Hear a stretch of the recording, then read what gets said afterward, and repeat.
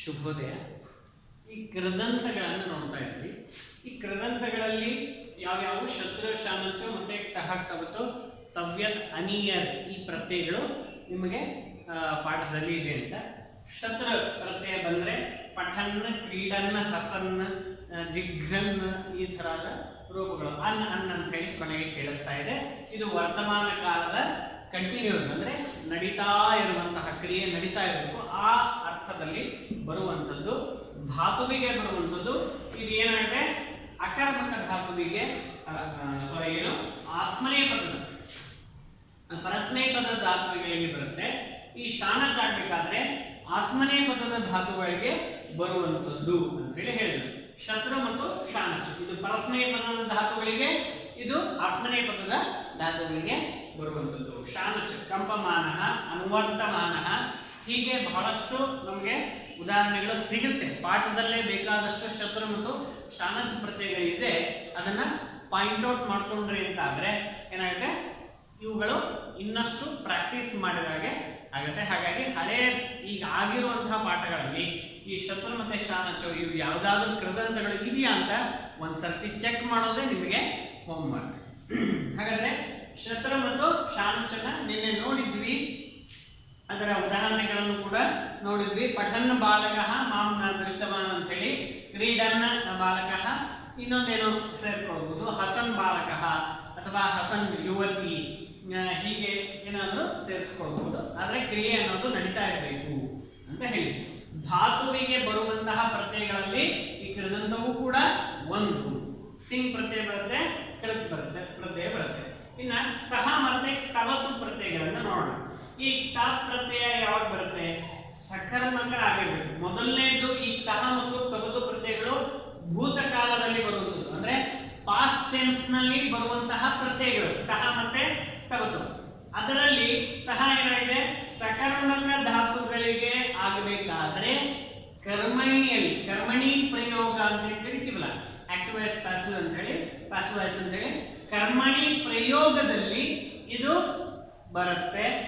ಅಕರ್ಮಕ ಧಾತು ಅಂತ ಆದ್ರೆ ಧಾತುವಿಗೆ ಬರೋದಲ್ಲ, ಹಾಗಾಗಿ ಅಕರ್ಮಕ ಧಾತು ಕರ್ಮನೇ ಇಲ್ಲದೆ ಇರುವಂತಹ ಧಾತು ಅಂತ ಆದ್ರೆ ಕರ್ತರಿ ಪ್ರಯೋಗಗಳಲ್ಲಿ ಮತ್ತೆ ಭಾವೆ ಪ್ರಯೋಗದಲ್ಲಿ ಬರುವಂಥದ್ದು. ಕರ್ತರಿ, ಕರ್ಮಣಿ, ಭಾವೆ ಈ ಪ್ರಯೋಗಗಳು ಮೂರಿದೆ ಸಂಸ್ಕೃತದಲ್ಲಿ. ಅವುಗಳನ್ನ ನಿಮಗೂ ಗೊತ್ತಿದೆ, ಇನ್ನೊಂದು ಸರ್ತಿ ಮುಂದಿನ ಪಾಠಗಳಲ್ಲಿ ನೋಡೋಣ. ಕರ್ತರಿ ಅಂದ್ರೆ ಕರ್ತೃ ಪ್ರಧಾನವಾಗಿರುವಂತಹ ಪ್ರಯೋಗ, ಕರ್ಮಣಿ ಅಂದ್ರೆ ಕರ್ಮ ಪ್ರಧಾನವಾಗಿರುವಂತಹ ಪ್ರಯೋಗ. ಒಟ್ಟು ಅಕರ್ಮಕ ಅಂದ್ರೆ ಕರ್ಮ ಇಲ್ಲದೆ ಇರುವಂತಹ ಧಾತು ಇದ್ರೆ ಕರ್ತರಾರ್ಥದಲ್ಲಿ ಕರ್ತರಿ ಪ್ರಯೋಗದಲ್ಲಿ ಇದು ಏನ್ ಆಗುತ್ತೆ, ತ ಪ್ರತ್ಯಯ ಬರುತ್ತೆ. ಮತ್ತೆ ಇನ್ನೊಂದೇನು ಅಂದ್ರೆ ಗತ್ಯರ್ಥಕವಾಗಿದ್ರೆ ಅಂದ್ರೆ ಹೋಗುವ ಕ್ರಿಯೆಯನ್ನ ಗತಿ ಎನ್ನುವಂತ ಅರ್ಥವನ್ನು ಕೊಡುವಂತಹ ಧಾತು ಆಗಿದ್ರೆ ಎರಡರಲ್ಲಿಯೂ ಅಂದ್ರೆ ಕರ್ಮಣಿಯಲ್ಲಿಯೂ ಈ ತ ಪ್ರತ್ಯಯ ಬರುತ್ತೆ, ಕರ್ತರಿಯಲ್ಲಿಯೂ ತ ಪ್ರತ್ಯಯ ಬರುತ್ತೆ. ಇಲ್ಲದೆ ಹೋದಲ್ಲಿ ಸಕರ್ಮಕದಲ್ಲಿ ಕರ್ಮಣಿಯಲ್ಲಿ ಮಾತ್ರ ಬರುವಂಥದ್ದು ಅಂತೇಳಿ ಒಂದು ರೂಲ್ಸ್ಗಳನ್ನ ಹೇಳಿದ್ರು. ಉದಾಹರಣೆ ನೋಡಿದ್ರೆ ನಮ್ಗೆ ಗೊತ್ತಾಗುತ್ತೆ. ಬಾಲಕೇನ ಪಾಠ ಪಠಿತ ಹೇಳಿ ಒಂದು ಉದಾಹರಣೆ ನೋಡಿದ್ವಿ. ಬಾಲಕೇನ ಇದು ಕರ್ಮಣಿ ಪ್ರಯೋಗ ಅಲ್ವಾ, ಕರ್ಮ ಏನಾಗಿದೆ, ಪ್ರಧಾನವಾಗಿದೆ. ಬಾಲಕೇನ ಬಾಲಕನಿಂದ ಪಾಠ ಪಾಠವು ಪಠಿತ ಓದಲ್ಪಟ್ಟಿದೆ ಅಂತ ಹೇಳಿ ಹೇಳ್ತಾ ಇದ್ದೀವಿ. ಭೂತಕಾಲದಲ್ಲ, ಓದಲ್ಪಟ್ಟಿದೆ ಇದು ಕರ್ಮಣಿ ಪ್ರಯೋಗ. ಯಾಕೆ, ಕರ್ಮ ಪ್ರಧಾನವಾಗಿದೆ, ಕರ್ತೃ ಅಪ್ರಧಾನವಾಗಿದೆ. ಅದೇ ಏನಾಗುತ್ತೆ, ಕರ್ತರಿ ಪ್ರಯೋಗ ಆದ್ರೆ ಬಾಲಕ ಪಾಠಂ ಪಠಿತವಾನ್ ಅಂತ ಹೇಳಿ ಆಗುತ್ತೆ. ಯಾಕೆ, ಅಲ್ಲಿ ತ ಪ್ರತ್ಯಯ ಬರುವುದಿಲ್ಲ, ಕವತು ಬರ್ತಾ ಇದೆ. ಯಾಕೆ, ಇಲ್ಲಿ ಕರ್ಮಣಿ ಪ್ರಯೋಗ ಇದೆ, ಆದ್ರಿಂದ ಏನಾಗ್ತಾ ಇದೆ, ಅದಕ್ಕೆ ಪಠಿತವಾನ್ ಎನ್ನುವಲ್ಲಿ ಕವತು ಅನ್ನೋದು ಬಂದೇ ಬರುತ್ತೆ. ಇದರಲ್ಲಿ ಕರ್ತರಿ ಪ್ರಯೋಗ ಇದೆ. ಯಾವುದು, ಬಾಲಕ ಪಾಠಂ ಪಠಿತವಾನ್ ಅನ್ನಲ್ಲಿ ಈ ಕರ್ತರಿ ಪ್ರಯೋಗ ಬಾಲಕ ಅನ್ನುವಂಥ ಕರ್ತೃ, ಈ ಕರ್ತೃ ಪ್ರಧಾನವಾಗಿದೆ. ಆದ್ದರಿಂದ ಏನಾಗ್ತಾ ಇದೆ, ತ ಪ್ರತ್ಯಯ ಬರೋದೇ ಇಲ್ಲ. ಹಾಗಾಗಿ ತವತು ಪ್ರತ್ಯಯ ಬಂದು ಪಠಿತವಾನ್ ಅಂತ ಹೇಳಿ ರೂಪ ಆಗುತ್ತೆ. ಅರ್ಥ ಸೇಮೆ ಅಂದ್ರೆ ಇದು ಭೂತಾರ್ಥದಲ್ಲಿ, ಇದು ಪಾಸ್ಟ್ ಟೆನ್ಸ್ ನಲ್ಲೇ ಬರೋದು, ಇದು ಪಾಸ್ಟ್ ಟೆನ್ಸ್ ನಲ್ಲೇ ಬರುವಂಥದ್ದು. ಸ್ವಲ್ಪ ಕೃದಂತಗಳು ವ್ಯತ್ಯಾಸ, ಕೃತ್ ಪ್ರತ್ಯಯಗಳು ವ್ಯತ್ಯಾಸ ಆಗಿದೆ. ಸರಿ, ಇಲ್ಲಿ ಏನಾಗಿದೆ, ಅಕರ್ಮಕ್ಕೆ ಕರ್ತರಿ ಭಾವೆ ಅಂತ ಹೇಳಿದ್ರು. ಅಕರ್ಮಕವಾದಂತಹ ಧಾತುಗಳಿದ್ದಾಗ ಚೋರಃ ಧಾವಿತಃ ಅಂತ ಇದೆ. ಇಲ್ಲಿ ಅಕರ್ಮಕವಾದಂತಹ ಧಾತು ಧಾವಿತಃ ಧಾತು ಏನಿದೆ ಅದು ಅಕರ್ಮಕ, ಅದಕ್ಕೆ ಕರ್ಮ ಇಲ್ಲ, ಓಡೋದು ಅಂತ ಇದೆ.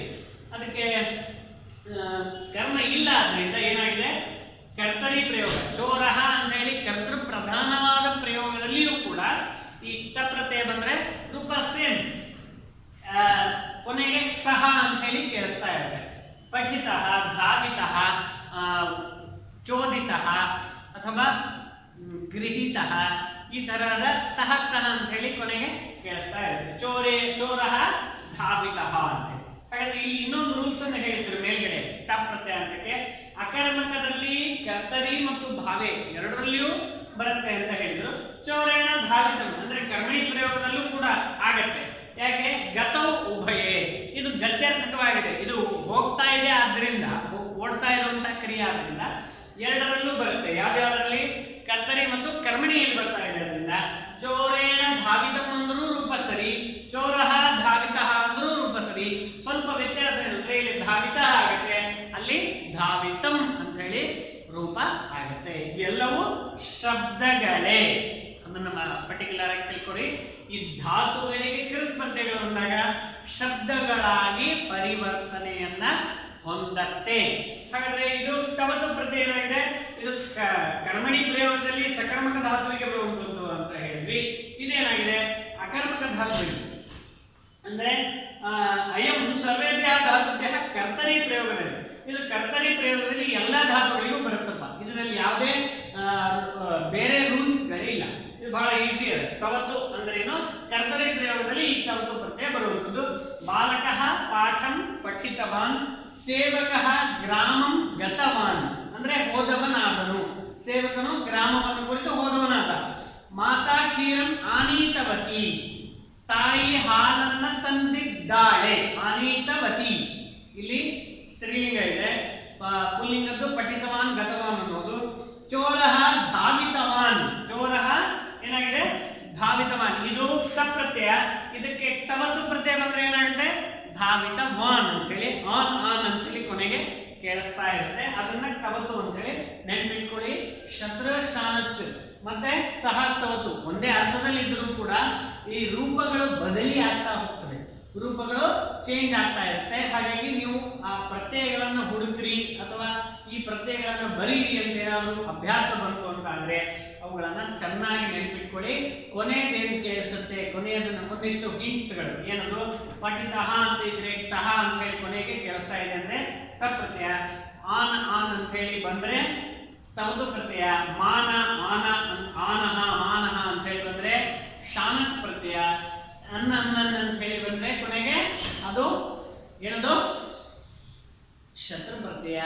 ಹೀಗೆ ಅವುಗಳನ್ನ ನೆನಪಿಟ್ಕೊಳ್ಳಲು ಸರಳವಾಗಿದೆ. ಇನ್ನ ತ ಪ್ರತ್ಯಯವನ್ನು ನೋಡ್ತಾ ಇದ್ವಿ, ಅದನ್ನ ಓದೋಣ. ತಹ ತವತು ಪ್ರತ್ಯಯವು ಭೂತಕಾಲಕ್ಕೂ, ಈ ಎರಡೂ ಪ್ರತ್ಯಯಗಳೇನಾಗಿದೆ ಭೂತಕಾಲದಲ್ಲಿ ಇರುವಂಥವು. ಧಾತೋ ಭೂತಕಾಲಾರ್ಥೇ ಏತೌ ಸ್ತಃ, ಧಾತುವಿನ ಭೂತಕಾಲದ ಅರ್ಥದಲ್ಲಿ ಅಂದ್ರೆ ಪಾಸ್ಟ್ ಟೆನ್ಸ್ ನಲ್ಲಿ ಲಂಗ್ ಲಕಾರ ಏನು ಕೊಡ್ತೀವಲ್ಲ ಆ ಟೆನ್ಸ್ ನಲ್ಲಿ ಇವುಗಳು ಬರುವಂಥವು. ಹಾಗಂತ ಹೇಳಿ ಅನದ್ಯತನ ಲಕಾರಗಳು ಇಲ್ಲ ಇವು, ಅಂದ್ರೆ ಭೂತಕಾಲ ಅಲ್ಲ. ಅಂದ್ರೆ ಯಾವತ್ತೋ ನೋಡಿದ್ದು ಅವೆಲ್ಲ ಆಸೀತ್, ಅವೆಲ್ಲ ಶಬ್ದಗಳನ್ನ ಅಂದ್ರೆ ಆಸೀತ್ ಎನ್ನುವಂತಹ ಅರ್ಥವನ್ನ ಇವು ಕೊಡೋದಿಲ್ಲ. ಇದ್ದ ಅವೆಲ್ಲ ಕೊಡೋದು. ಈಗ ಭೂತಕಾಲ ಅಂದ್ರೆ ನಾವು ನೋಡಿರುವಂತಹ ಸಿಚುವೇಶನ್ ಆಗಿರ್ಬೇಕು, ನಾವು ಪ್ರೆಸೆಂಟ್ ನಾವು ಇರುವಾಗಲೇ ಆ ಸಿಚುವೇಶನ್ ಆಗಿರ್ಬೇಕು. ಪಾಸ್ಟ್ ಟೆನ್ಸ್ ಭೂತಕಾಲದಲ್ಲಿ ಆಗಿರ್ಬೇಕು. ನಿನ್ನೆ ಮಾಡಿದ್ದೆ, ಮೊನ್ನೆ ಮಾಡಿದ್ದೆ, ಆ ಅರ್ಥದಲ್ಲಿ ತಹ ಮತ್ತು ತವತ್ತು. ಭೂತಕಾಲದಲ್ಲಿ ನಾವೇನಂತೀವಿ ಸಿಂಪಲ್ ಪಾಸ್ಟ್ ಟೆನ್ಸ್ ಅಂತ ಕರಿತೀವಲ್ಲ, ಆ ಸಿಂಪಲ್ ಪಾಸ್ಟ್ ಟೆನ್ಸ್ ನಲ್ಲಿ ಇವು ಬರುವಂಥದ್ದು. ಅರ್ಥ ಆಗ್ತಿದೆ ಅನ್ಕೊಳ್ತೀನಿ. ಪಾಸ್ಟ್ ಪರ್ಫೆಕ್ಟ್ ಟೆನ್ಸ್ ನಲ್ಲಿ ಬರುವಂಥದ್ದು. ಸರಿ, ಹಾಗಾದ್ರೆ ಏತದಂತಾನಿ ವಿಶೇಷಣಾನಿ ಭವಂತಿ, ಇವುಗಳು ಕೂಡ ವಿಶೇಷಣಗಳು ಆಗತ್ತಿವೆ. ಏತಾನಿ ತ್ರಿಲಿಂಗಕಾನಿ ಸಂತಿ, ಇವುಗಳು ಮೂರು ಲಿಂಗದಲ್ಲಿ ಇರುವುದು. ಪುಲ್ಲಿಂಗ, ಸ್ತ್ರೀಲಿಂಗ, ನಪುಂಸಕಲಿಂಗ. ತಪ್ರತ್ಯಯ ಅಯಂ ಸಕರ್ಮಕಾತ್ ಧಾತೋ ಕರ್ಮಣಿ ಪ್ರಯುಜ್ಯತೆ. ಇದೇನಾಗಿದೆ, ಸಕರ್ಮಕವಾದಂತಹ ಧಾತುಗಳಿಗೆ ಕರ್ಮಣಿಯಲ್ಲಿ ಇದರ ಪ್ರಯೋಗವನ್ನು ಮಾಡಬಹುದು. ಸಕರ್ಮಕವಾದಂತಹ ಧಾತುಗಳು ಅಂದ್ರೆ ಏನು, ಕರ್ಮ ಇರುವಂತಹ ಧಾತುಗಳು, ಕರ್ಮ ಅದರಲ್ಲಿ ಸೇರ್ಪಡೆ ಆಗಬೇಕು. ಕೆಲವು ಧಾತುಗಳಿಗೆ ಕರ್ಮ ಹೇಳಲಿಕ್ಕೆ ಬರುವುದಿಲ್ಲ. ಹಾಗೆ ಅವು ಇವೆ. ಅದರಲ್ಲಿ ಸಕರ್ಮಕ ಧಾತುಗಳು, ಅಕರ್ಮಕ ಧಾತುಗಳು ಅಂತ ವಿಂಗಡಣೆ ಮಾಡ್ತೀವಿ. ಮತ್ತೆ ಪರಸ್ಮೈಪದ ಧಾತುಗಳು, ಆತ್ಮನೇಪದ ಧಾತುಗಳು ಅಂತೇಳಿ ವಿಂಗಡಣೆ ಮಾಡ್ತೀವಿ. ಅದರಲ್ಲಿ ಸಕರ್ಮಕ ಧಾತುಗಳಿಗೆ ಕರ್ಮಣಿ ಪ್ರಯೋಗದಲ್ಲಿ ಬರ್ತಾ ಇದೆ, ಅಕರ್ಮಕ ಧಾತುಗಳಿಗೆ ಕರ್ತರಿ ಮತ್ತು ಭಾವೆಯ ಪ್ರಯೋಗದಲ್ಲಿ ಇದು ಬರ್ತಾ ಇದೆ. ಗತ್ಯರ್ಥಕವಾದ ಧಾತು ಇದ್ದಿದ್ರೆ, ಗತ್ಯರ್ಥಕ ಅಂದ್ರೆ ಹೋಗುವ ಕ್ರಿಯೆ ಇದ್ರೆ ಕರ್ಮಣಿ ಕರ್ತರಿ ಎರಡರಲ್ಲಿಯೂ ಬರ್ತಾ ಇದೆ. ಕರ್ಮಣಿ ಕರ್ತರಿ ಚ ಭವತಿ ಅಂತ ಹೇಳಿ ಹೇಳಿದ್ರು. ಉದಾಹರಣೆ, ಬಾಲಕೇನ ಪಾಠ ಪಠಿತಃ, ಮಯಾ ಪಾಠ ಪಠಿತಃ. ಬಾಲಕೇನ ಬಾಲಕನಿಂದ ಪಾಠವು ಪಠಿತಃ ಓದಲ್ಪಟ್ಟಿದೆ. ತೇನ ಚಿತ್ರಂ ದೃಷ್ಟಂ, ಅವನಿಂದ ಚಿತ್ರವು ನೋಡಲ್ಪಟ್ಟಿದೆ. ಆಕ್ಟಿವ್ ವಾಯ್ಸ್ ಪಾಸಿವ್ ವಾಯ್ಸ್ ಅಂತ ಏನೇನು ಹೇಳ್ತೀವ ಅದು. ಚೋರಃ ಧಾವಿತಃ, ಏನಾದ ಕಳ್ಳನು ಓಡಿದ್ದಾನೆ. ಚೋರೇಣ ಧಾವಿತಂ, ಕಳ್ಳನಿಂದ ಓಡಲ್ಪಟ್ಟಿದೆ ಅಂತೇಳಿ ಹೇಳ್ತೇವೆ. ಸೇವಕಃ ಗ್ರಾಮಂ ಗತಃ, ಸೇವಕನು ಗ್ರಾಮವನ್ನು ಕುರಿತು ಹೋದವನಾಗಿದ್ದಾನೆ. ಸೇವಕೇನ ಗ್ರಾಮಃ ಗತಃ, ಸೇವಕನಿಂದ ಗ್ರಾಮವು ಹೋಗಲ್ಪಟ್ಟಿದೆ. ಇದು ಅದರಲ್ಲಿ ಕರ್ತರಿ ಒಂದಿದೆ, ಕರ್ಮಣಿ ಒಂದಿದೆ. ಅದೇ ಎರಡೂ ದೃಷ್ಟಾಂತವನ್ನು ನಿಮಗೆ ಕೊಟ್ಟರು. ಇನ್ನು ತವತು ಪ್ರತ್ಯಯ, ಅಯಂ ಸರ್ವೇಭ್ಯ ಧಾತುಭ್ಯ, ಅಂದ್ರೆ ಇದಕ್ಕೆ ಅಕರ್ಮಕ ಇಲ್ಲ, ಸಕರ್ಮಕ ಇಲ್ಲ, ಪರಸ್ಮೈಪದ ಇಲ್ಲ, ಆತ್ಮನೇಪದ ಇಲ್ಲ. ಒಟ್ಟು ಕರ್ತರರ್ಥದಲ್ಲಿ, ಕರ್ತರಿ ಪ್ರಯೋಗದಲ್ಲಿ ಇದು ಬರುವಂಥದ್ದು. ಬಾಲಕಃ ಪಾಠಂ ಪಠಿತವಾನ್, ಅಂದ್ರೆ ಬಾಲಕನು ಪಾಠವನ್ನು ಓದಿದ್ದಾನೆ. ಸೇವಕಃ ಗ್ರಾಮಂ ಗತವಾನ್, ಹೋದವನಾಗಿದ್ದಾನೆ. ಸೇವಕನು ಗ್ರಾಮವನ್ನು ಕುರಿತು ಹೋದವನಾಗಿದ್ದಾನೆ. ಮಾತಾ ಕ್ಷೀರಂ ಆನೀತವತಿ, ತಾಯಿಯು ಹಾಲನ್ನ ತಂದಿದ್ದಾಳೆ. ಚೋರಃ ಧಾವಿತವಾನ್, ಏನದು ಕಳ್ಳನು ಓಡಿದವನಾಗಿದ್ದಾನೆ. ಪುಲ್ಲಿಂಗದಲ್ಲಿ ಪಠಿತಃ ಇದ್ದದ್ದು ಪಠಿತವಾನ್ ಆಗುತ್ತೆ. ಅಂದ್ರೆ ಇದು ತಪ್ರತ್ಯಯ ಬೇರೆ, ತವತು ಪ್ರತ್ಯಯ ಬೇರೆ. ಪಠಿತಃ ಇರುತ್ತೆ, ಅದು ತವತು ಪ್ರತ್ಯಯದಲ್ಲಿ ಪಠಿತವಾನ್ ಆಗುತ್ತೆ.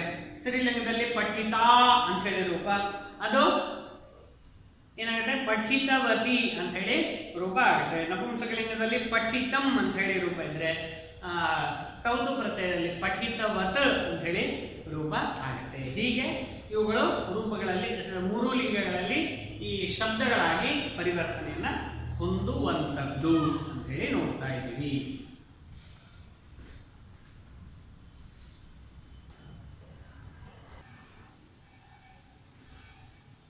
ಈಗ ಎರಡು ಪ್ರತ್ಯಯಗಳನ್ನು ನೋಡಿದ್ವಿ, ಟಹ ಟವತು ಮತ್ತು ಶತ್ರ ಶಾನಚ್.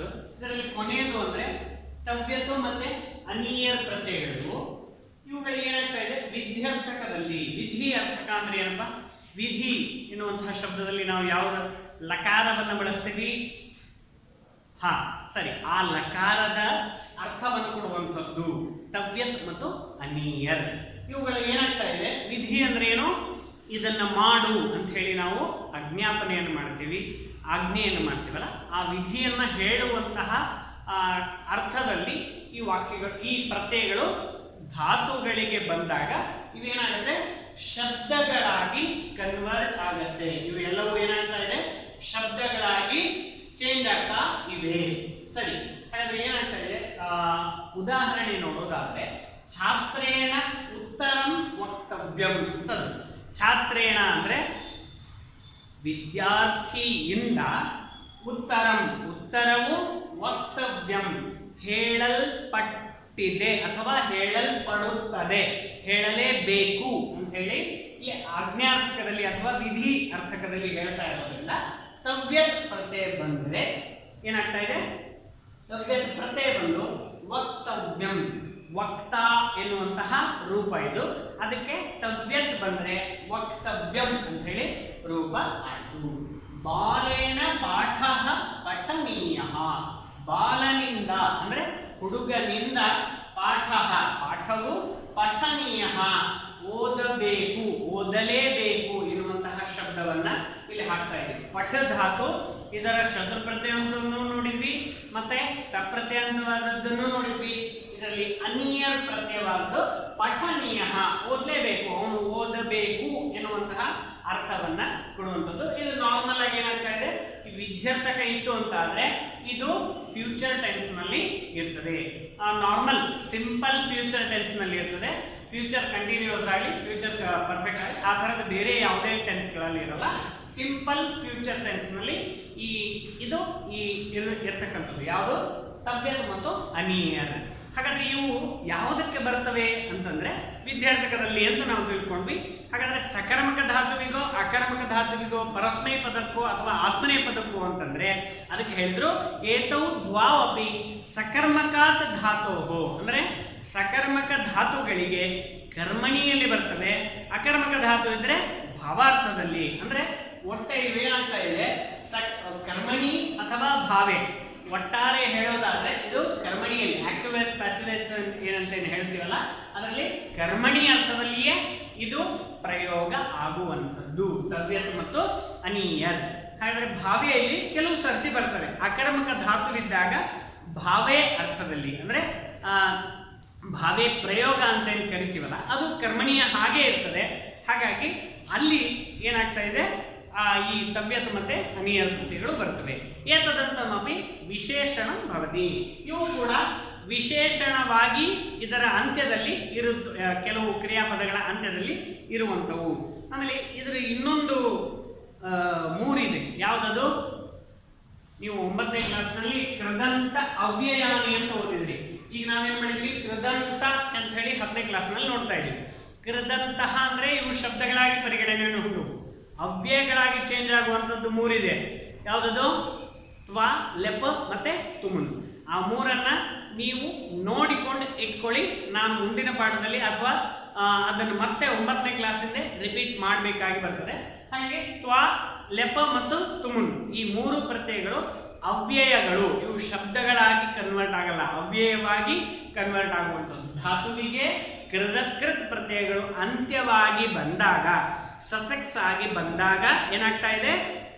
ಈ ಶಬ್ದಗಳು ಆಗಿ ಕನ್ವರ್ಟ್ ಆಗ್ತಾ ಇದೆ ಅಥವಾ ಧಾತುಗಳು ಅವ್ಯಯವಾಗಿ ಕನ್ವರ್ಟ್ ಆಗ್ತಾ ಇದೆ. ಒಟ್ಟಾರೆ ಈ ಕೃದಂತದ ಪಾಠ ಅನ್ನೋದು ನನಗೆ ಮುಗಿಸಿದೀವಿ. ಅದರಲ್ಲಿ ಏನಾದರೂ ಸ್ವಲ್ಪ ಡೌಟ್ಸ್ ಇದ್ದೇ ಇರುತ್ತೆ ನಿಮಗೆ.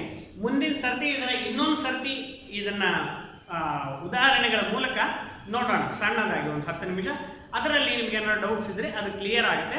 ಅಕಸ್ಮಾತ್ ಇನ್ನೇನಾದ್ರು ಡೌಟ್ಸ್ ಇದ್ರೆ ಅದನ್ನ ನನ್ನ ನಂಬರಿಗೆ ಮೆಸೇಜ್ ಮಾಡಿ, ಸರಿನಾ?